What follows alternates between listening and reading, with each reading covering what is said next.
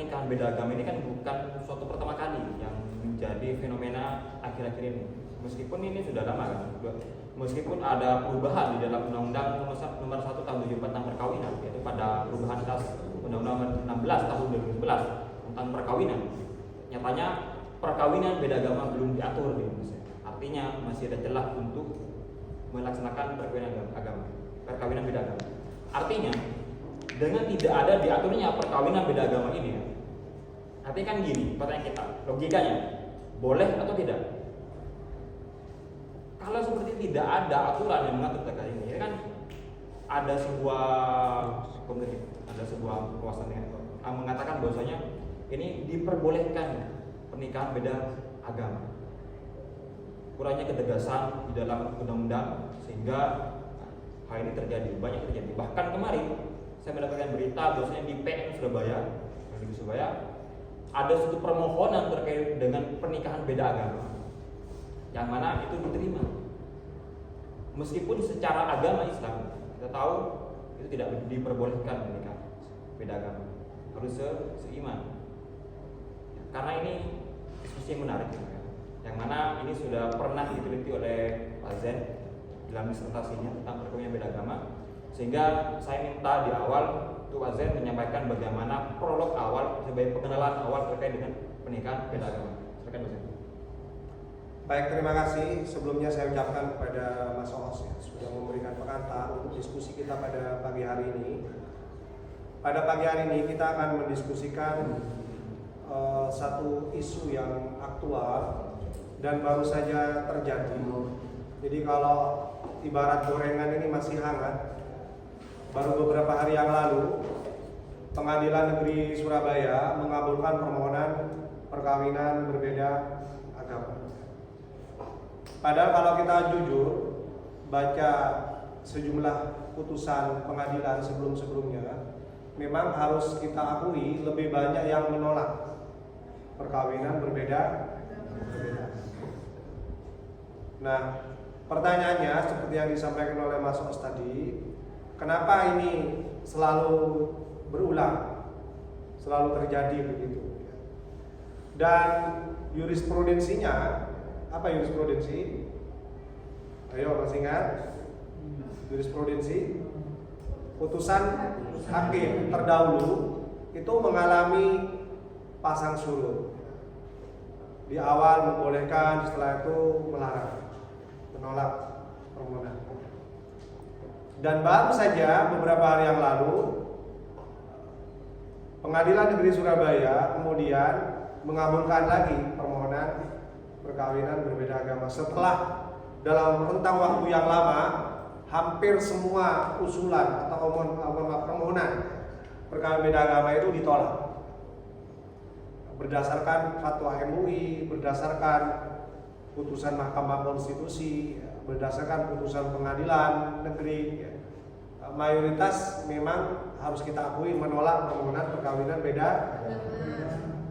Tetapi sekali lagi baru saja terjadi tidak jauh dari tempat kita di Madura, di Pengadilan Negeri Surabaya itu membolehkan perkawinan berbeda agama. Yang ini menuai kontroversi, kemudian ada beberapa pihak yang mempermasalahkan, bahkan ini sudah ada yang menggugat Pengadilan Negeri Surabaya supaya berkenan untuk membatalkan putusannya itu. Nah, silakan saja, tapi kita sebagai warga kampus yang memang sudah terbiasa dengan usaha atau ikhtiar mengembangkan ilmu pengetahuan dalam konteks akademik, ya, saya kira masing-masing pendapat punya kesempatan yang sama untuk diperjuangkan. Pendapat yang membolehkan atau pendapat yang melarang itu sama-sama punya kesempatan untuk diperjuangkan. Jadi di kampus ini boleh Anda berpendapat dilarang dan juga boleh Anda berpendapat dibolehkan, tergantung argumentasinya bagaimana. Saya sekedar memberikan pengantar saja, nanti Anda bisa berdiskusi, ya. Dalam Undang-Undang Perkawinan, Undang-Undang nomor 1 tahun 74 tentang perkawinan, sebagaimana diubah dalam Undang-Undang nomor 16 tahun 2019, itu memang tidak ada satu pasal pun yang mengatur tentang perkawinan berbeda agama. Kalau perkawinan berbeda kewarganegaraan itu diatur. Tetapi kalau perkawinan berbeda agama itu tidak diatur. Di sini mungkin celahnya. Tadi Mas Os mengatakan bahwa perkawinan di Indonesia sebagaimana diatur dalam Undang-Undang Nomor 1 Tahun 74 tentang perkawinan itu belum menegaskan boleh tidaknya perkawinan berbeda agama. Nah, karena tidak tegas, karena tidak jelas itulah, atau bahkan ada yang mengatakan karena terjadinya kekosongan hukum, kekosongan norma. Kalau tidak diatur kan ada yang mengatakan ini lagi kosong normanya, hukumnya, ya kan? Sehingga kemudian menimbulkan putusan hukum yang berbeda. Silakan dikumpulkan datanya, berapa putusan pengadilan yang membolehkan, berapa putusan pengadilan yang menolak. Itu sama-sama punya pertimbangan masing-masing. Ini akibat tidak diaturnya secara tegas, secara jelas dalam undang-undang perkawinan, sehingga akhirnya menimbulkan dua putusan yang sifatnya menolak, putusan yang sifatnya mengabul. Dan kebetulan baru beberapa hari ini ada putusan Pengadilan Negeri Surabaya yang membolehkan itu, sehingga kembali ramai diperbincangkan. Jadi walaupun ini isu lama, tetapi ini bisa selalu aktual karena menemukan momentumnya. Sekarang ada momentum. Apa itu? Terbitnya putusan Pengadilan Negeri Surabaya yang mengabulkan perkawinan beda agama. Ini kemudian ada momentum lagi bagi para pejuang yang ingin membuka pintu, membuka keran bolehnya perkawinan beda agama. Ini terbuka lagi sekarang dengan adanya putusan nomor 916 ya, Pengadilan Negeri Surabaya tahun 2022 ini. Nah, ini. Nah, memang betul katanya Mas Os, kalau misalnya tidak diatur, ini kan tidak diatur, ya kan? Tidak diatur. Nah, apakah sesuatu yang tidak diatur, atau dalam bahasa yang lain, apakah perbuatan yang tidak diatur secara tertulis itu dapatkah kita mengatakan tidak boleh? Atau sebaliknya, boleh begitu? Nah, logika hukum kita selama ini, ya saya ulangi, logika hukum kita selama ini, setiap ada perbuatan yang tidak diatur dalam undang-undang, kecenderungannya itu selalu bilang tidak boleh.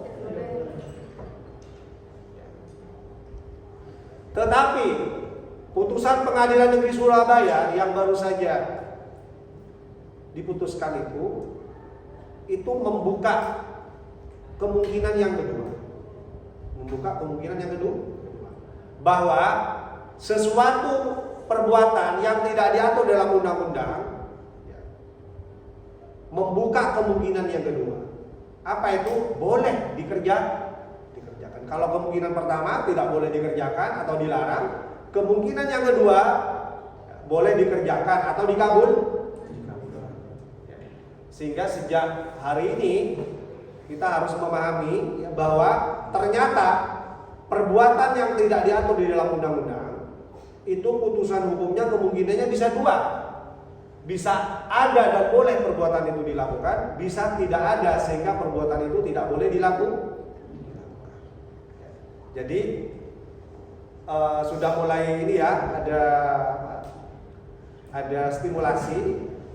Saya pantik di sini ya, bahwa sesuatu yang tidak diatur dalam undang-undang tidak boleh lagi kita katakan tidak ada hukumnya, kemudian kecenderungannya dilarang. Tetapi sangat mungkin perbuatan yang tidak diatur dalam undang-undang itu kemungkinan yang kedua bisa muncul. Apa itu? Bisa ada perbuatan itu dan boleh atau dikabulkan perbuatan itu dilakukan. Clear ya? Ini stimulasi yang pertama. Kemudian yang kedua, akibat tidak diatur Ini kan tidak diatur.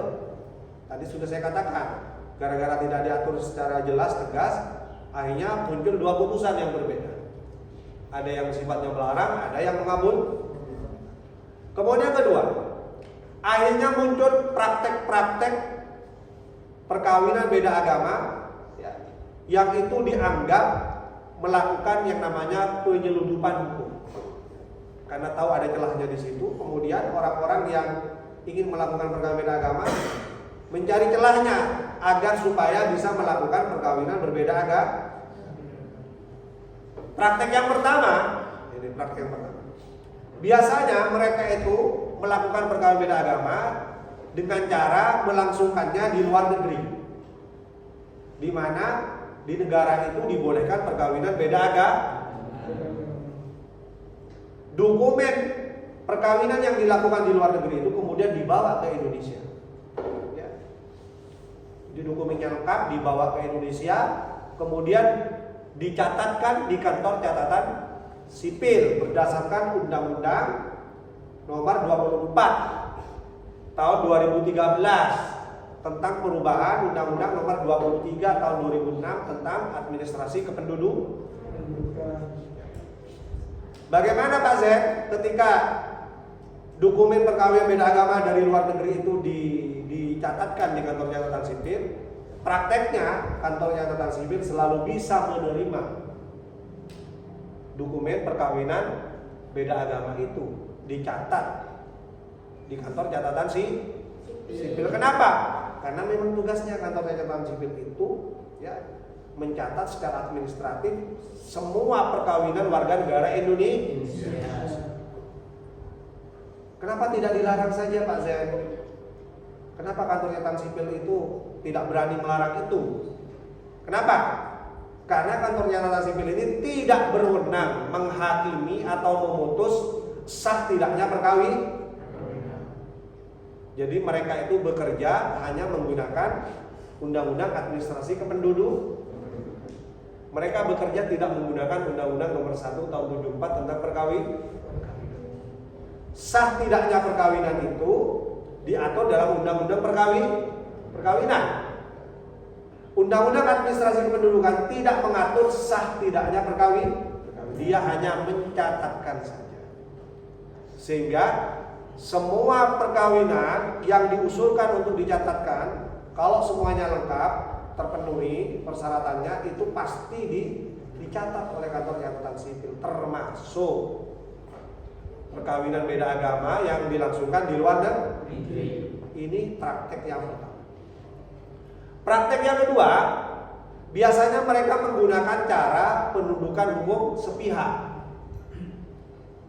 Penundukan hukum sepihak. Dua pasangan ini, calon suami istri ini, kemudian salah satunya menundukkan diri kepada salah satu hukum agama pasangan. Apakah istrinya yang menundukkan diri pada hukum agama suaminya atau suaminya yang menundukkan diri pada hukum agama istri? Sehingga bisa dilangsungkan yang namanya perkawinan. Kenapa? Karena syarat atau sahnya perkawinan di Indonesia itu berdasarkan pasal 2 ayat 1 Undang-Undang Nomor 1 Tahun 74 tentang perkawinan. Itu perkawinan ya, dianggap sah apabila dilakukan berdasarkan masing-masing hukum agama dan kepercayaan. Jadi kalau perkawinannya dapat dianggap sah, harus dilaksanakan berdasarkan hukum agama. Nah, kalau pasangannya berbeda iman, berbeda agama, terus hukum yang mana yang mau dipakai? Iya kan? Makanya cara yang kedua ini digunakan. Salah satu pasangannya menundukkan diri kepada hukum agama pasangan lainnya, sehingga bisa dilangsungkan perkawinan berdasarkan hukum agama. Ini yang dipakai. Praktek yang kedua. Terus setelah itu apakah dia tetap di agama suaminya? Kalau dia menundukkan diri kepada hukum agama suaminya, apakah dia kemudian tetap beragama sebagaimana agama suaminya? Belum tentu. Dalam prakteknya banyak juga setelah selesai perkawinan dapat beberapa tahun atau tidak menunggu tahun, tidak menunggu bulan, dia kembali lagi kepada agama asal. Artinya apa? Mereka yang berjuang untuk utuhnya cintanya bersama pasangannya itu, walaupun berbeda iman, itu selalu menemukan cara ya, untuk melangsungkan perkawinan walaupun berbeda iman berdasarkan hukum yang berlaku di Indonesia. Ini cara yang kedua. Cara yang ketiga, supaya mereka bisa melangsungkan perkawinan beda agama dengan cara yang terbaru ini, ya, yang baru beberapa hari ini baru diputuskan oleh Pengadilan Negeri Surabaya dengan cara permohonan ke pengadilan supaya dibolehkan melangsungkan perkawinan beda agama. Ya. Awalnya mungkin Anda ragu. Kenapa? Karena mayoritas putusan pengadilan itu menolak permohonan perkawinan beda agama. Tetapi yang namanya usaha, ya kan? Yang namanya usaha, siapa tahu kita termasuk yang dikabulkan. Ini faktanya. Baru-baru terjadi beberapa hari yang lalu, ternyata usaha kedua pasangan itu, kedua mempelai itu ternyata berhasil mendapatkan izin atau dikabulkan oleh Pengadilan Negeri Surabaya. Ya. Ini cara yang ketiga. Mereka dalam memperjuangkan cintanya walaupun berbeda iman dan warga negara. Nah, ini sekedar pengantar tentang perkawinan berbeda agama. Nah, Anda boleh berpendapat di sini, tidak harus sama pendapatnya dengan saya, tidak harus sama pendapatnya dengan Pengadilan Negeri Surabaya, atau tidak harus sama dengan pendapatnya putusan Mahkamah Konstitusi yang melarang perkawinan beda agama atau menolak secara keseluruhan permohonan beda agama. Tidak harus sama dengan fatwa MUI. Anda boleh berpendapat ini adalah forum yang sah, ini adalah dunia akademik, tempatnya kita membangun idealisme, tempatnya kita mencari terus kebenaran yang sesuai dengan jati diri kita sebagai masyarakat Indonesia, ya. Vulgis, ya. Artinya kita harus menemukan hukum yang sesuai dengan vulgis Indonesia, jati diri kita sebagai bangsa Indonesia. Ya.